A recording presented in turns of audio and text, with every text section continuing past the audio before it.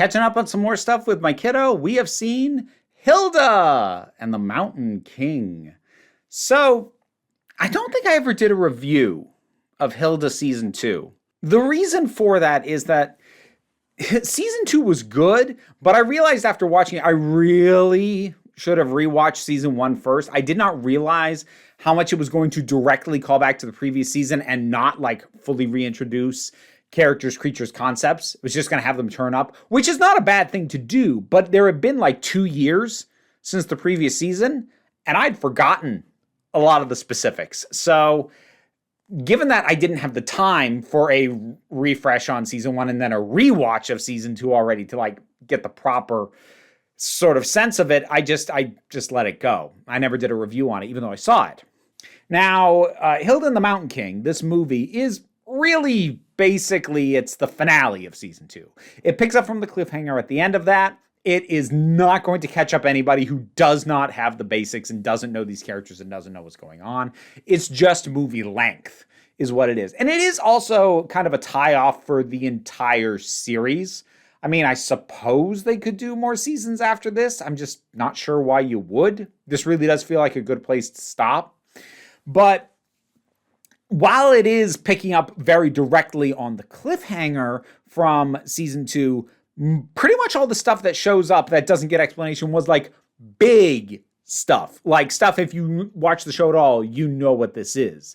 Like Tontu just shows up without explanation. We stop in with the witch librarian, you know, the safety patrol being around. Like all this, like if you've seen the show at all, even if it was a while back, you should remember that these are things that exist. It's not picking up on tiny details where like you're going, wait, am I supposed to know that creature already? You'll be fine. It's mostly dealing with the trolls, and the trolls are super well established at this point. So I do feel that this definitely has far less requirement of a rewatch of what came previous than Season 2 did. I mean, if you want to rewatch the very last episode of Season 2 just to like set up the cliffhanger a bit, you could, but that's about all that you need. And as far as this goes, it's good. This is what I like about Hilda.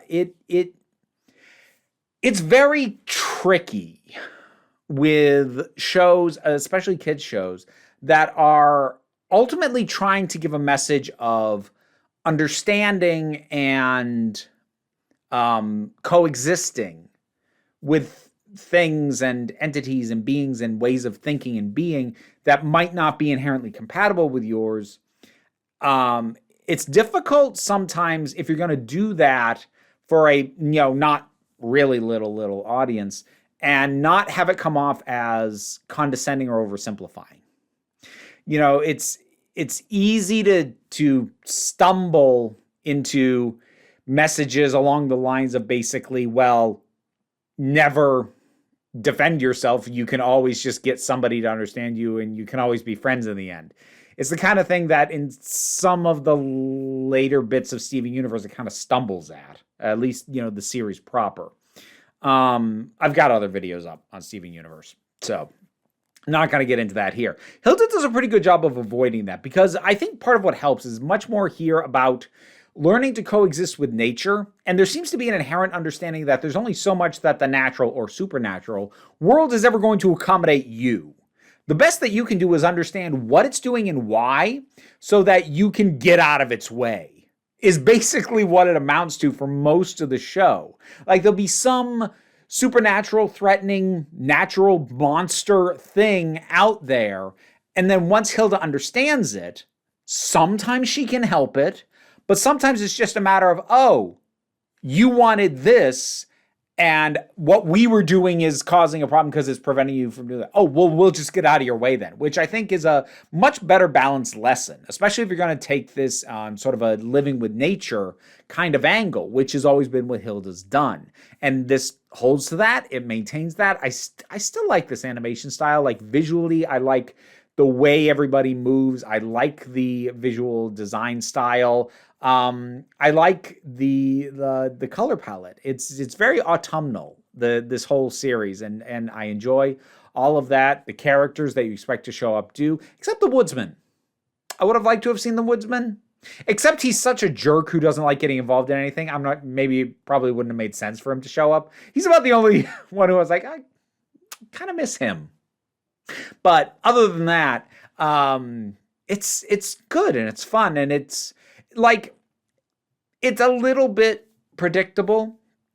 Like there's a thing that goes on in the back half that I called real early, like real early. I called that, but it's still well executed. And I do try and give some allowances for things ultimately aimed at kids because, yeah, I called it, but it's because I'm older and jaded and I'm a writer and I whether I mean to or not, I look for, okay, what might this be setting up? Whereas, you run into your first trope at some point.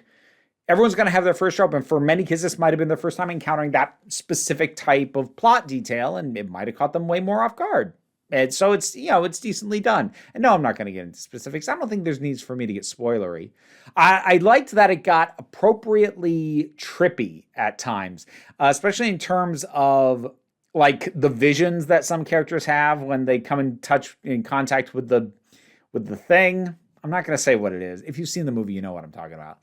But like the trippiness of those visuals and like the ways at which having those moments and those insights alters the characters in some case. Like it gets them to understand at an emotional level something that they couldn't understand being told to them in words, which is actually oddly enough something that Steven Universe also did fairly successfully in the very back end of its 5th season, sort of using the more supernatural fantastical elements to convey the fact that while yes, there are some characters who need to be brought around to a certain way of thinking, words were never going to be enough. And these happen to be stories told in worlds where there are supernatural mechanisms to basically get them to feel the truth, even if words never would have convinced them of it. And so there's a bit of that going on, and that is well done. There's some surprisingly intense action-y bits. It's a cool movie, and it goes big, but within the realistic confines of what Hilda is. Because Hilda has always been a pretty small scale story. It's just dealing with this town. It's just dealing with the little odd natural and supernatural quirks that go on around here.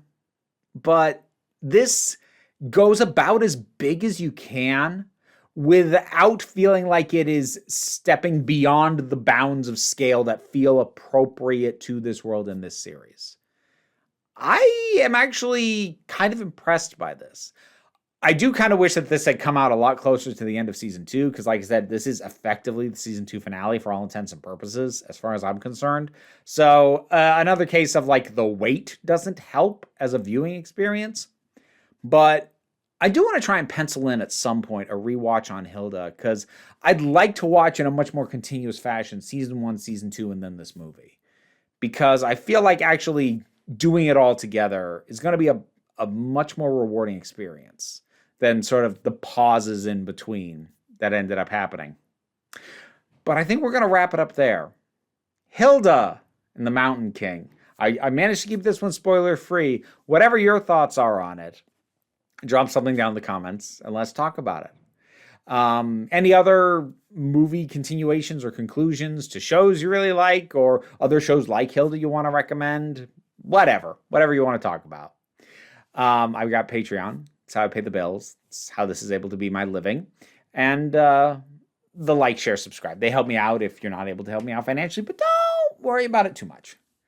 We take a relaxed attitude around here, so you can just come on back next time you need a break. It's the end credits. Means I got to shout out some patrons. This month, it is Turok, Oliver B., Linda Walters, TT, Robin Powell, Fernobulax, The Poodle, Eidolon, Tracy Scrabbit, Dharma, Michael Doyle, Vincent Paul Bartolucci, Angry Casperl, Adam Lefty Taylor, Robin Moore, Shayla Gourlay, and Bookworm. Thanks so much for your support.